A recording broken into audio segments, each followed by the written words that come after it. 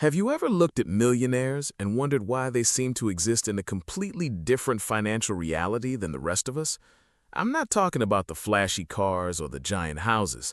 I'm talking about that mysterious shift where money stops being something you desperately chase every morning and starts being something that works for you, silently, in the background. Most people think wealth building is linear. We are taught that having $200,000 is just twice as good as having $100,000. We imagine that having $1 million is simply 10 times better than having $100,000. But that is not how money actually works at scale. There are specific thresholds where the rules of the game completely change. And $1 million invested, not earned, not in home equity, but actively invested in the market, represents the most important threshold most people will ever cross. When you hit $1 million invested, you don't just have more money, you literally become a different type of person in the economic system. You transform from someone who trades time for money into someone who owns capital that generates income. Today, we're going to dive deep into the math, the psychology, and the hidden levers of the $1 million threshold. Buckle up, because this might completely change how you think about building wealth. Let's start with the mathematical reality that changes everything about how you live and work. Let me show you some numbers that might just shock you. Imagine you have $10,000 invested, and you're earning a 7% annual return. That generates about $700 a year in passive income. It's nice, sure. It might pay for a weekend getaway, but it's not life-changing. Now let's say you push hard and get to $50,000 invested. At a 7% return, you're looking at around $3,500 annually. Again, helpful. It might cover a couple of months of rent, but you are still 100% dependent on your boss, your alarm clock, and your 9-to-5 job for survival. But here is where the math becomes absolutely unfair in your favor. $1 million at that exact same 7% return generates $70,000 per year, and it does this without you lifting a single finger. $70,000. That is more than the median individual income in the United States, and it requires 0 hours of your time, 0 commute in traffic, 0 dealing with difficult bosses, toxic workplace drama, or performance reviews. The average American household spends about $67,000 per year.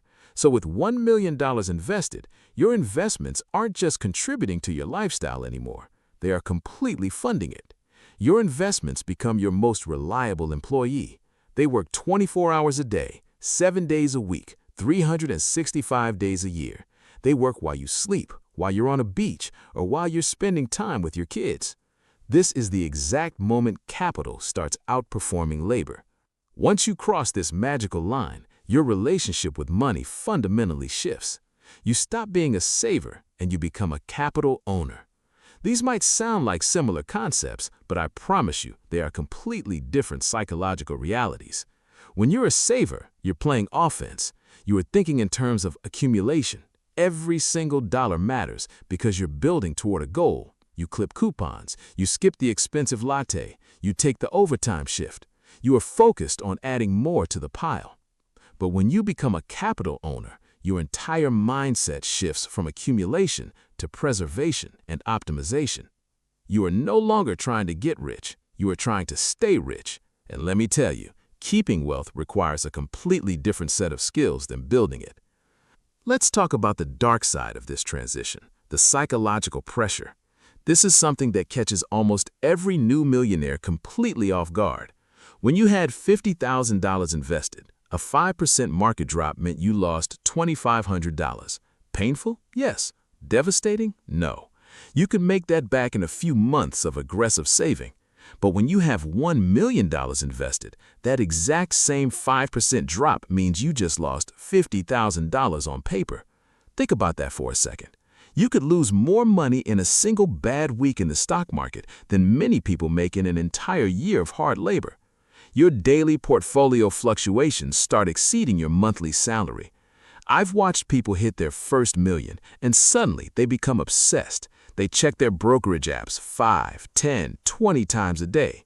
They watch their net worth swing by tens of thousands of dollars based on a Federal Reserve announcement or a geopolitical event halfway around the world, things completely out of their control.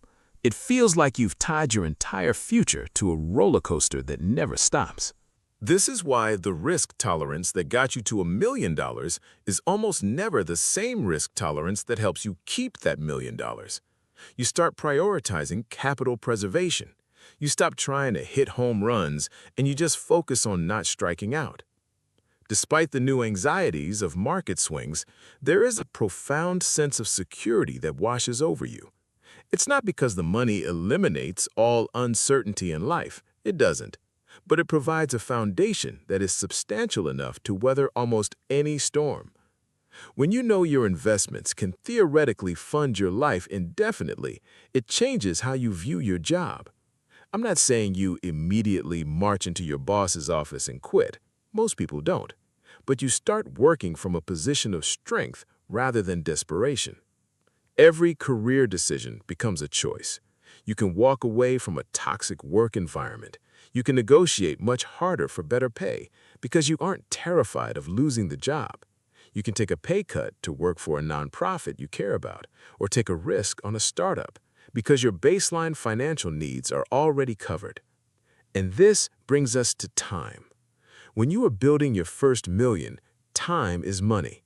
Every hour you spend watching TV or relaxing feels like an hour you could have spent side hustling or learning a new skill. You constantly calculate the opportunity cost of leisure.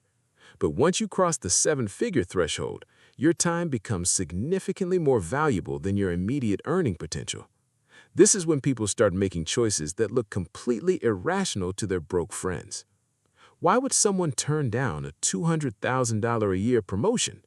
To an outsider, it looks insane. To the millionaire, it makes perfect sense. The promotion requires 60-hour work weeks and missing their kids' baseball games. Since their investments are already handing them $70,000 a year for free, they value the time with their family far more than the extra salary. Optimization shifts from maximizing earnings to maximizing life satisfaction. Here is where things get a little ridiculous. The financial system is a video game, and hitting $1 million unlocks the secret levels. When you have $20,000 in the bank, institutions see you as a risk. You have to jump through hoops to get a decent loan. When you have $1 million in liquid investments, the banks roll out the red carpet. They start treating you as a preferred customer. Suddenly, you qualify for investment property loans with significantly better terms. You can access business lines of credit based on your asset base. You also unlock the ultimate tool of the ultra-wealthy, margin lending and portfolio lines of credit. You can literally borrow money against your investments at incredibly low interest rates without ever having to sell your stocks. This means you can buy real estate, fund a business, or jump on a massive opportunity, all while your $1 million stays in the market, continuing to grow and compound. You also gain access to completely different types of investments. Many private equity funds, real estate syndications, and high-yield private credit funds require a minimum buy-in of $50,000 or $100,000. If your total net worth is $100,000, obviously you can't put it all in one private fund. But when you have $1 million portfolio, you can comfortably allocate 5% or 10% to these high-yield, exclusive opportunities without sweating it. You aren't just saving your way to wealth anymore. You're using your existing capital to acquire more capital-producing assets. The first million is famously the hardest. It might take you 10, 15, or even 20 years of relentless discipline, saving, and frugal living. But the $1 million threshold unlocks what I call the compound acceleration effect. Because the math gets crazy at this scale. If your $1 million grows by just 8% in a good year, you've just made $80,000. Think about that. The interest alone is earning more than most people can save in 5 years of hard work. This means your second million might only take 5 to 7 years. Your third million might take 3 years. The money starts snowballing so fast that your wage earning capacity becomes almost irrelevant to your net worth. Because the money is growing faster than you can reasonably spend it, You zoom out. You stop thinking in terms of months or years, and you start thinking in terms of decades and generations. You begin to look at tax optimization as a core strategy, not just an afterthought. The difference between paying 15% and 25% on massive gains is enormous. You hire specialized CPAs. You set up trusts. You realize you aren't just funding your retirement anymore. You're stewarding capital that could buy a house for your grandchildren, fund a charitable foundation, or change the trajectory of your entire family tree. You're building a legacy. But I want to close by talking about a very real, very human cost of crossing this threshold: social isolation. When you're trying to build wealth, you naturally talk about it. You complain to your friends about inflation, rent prices, and the cost of groceries. You share side hustle ideas. But once you cross into a seven-figure net worth, money conversations become incredibly complicated. You can't complain to your buddies about how stressed you are that your portfolio dropped $40,000 this week because they are struggling to pay a $400 unexpected car repair. You can't talk about the burden of tax loss harvesting or whether to buy a second property in cash, because to 95% of the population, these sound like obnoxious luxury problems. You end up hiding your wealth.